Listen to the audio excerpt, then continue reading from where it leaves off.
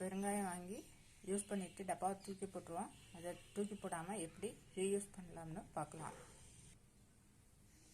இந்த மாதிரி தேவையான உயரத்தில் எத்தனை டப்பா வேணுங்கிறத பார்த்து கட் பண்ணிக்கணும். 7 டப்பா கட் பண்ணியிருக்கேன்.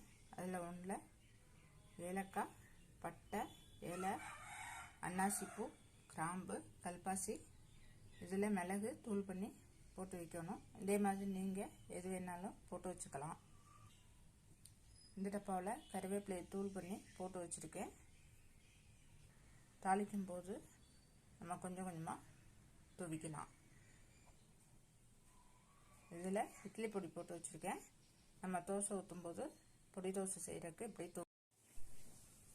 இதில் வச்சு தூவுறதுக்கு ஈஸியாக இருக்கும். இதே மாதிரி கோதுமை மாவு வச்சு நம்ம சப்பாத்தி சுடும்போதும் வச்சு தேய்க்கலாம்.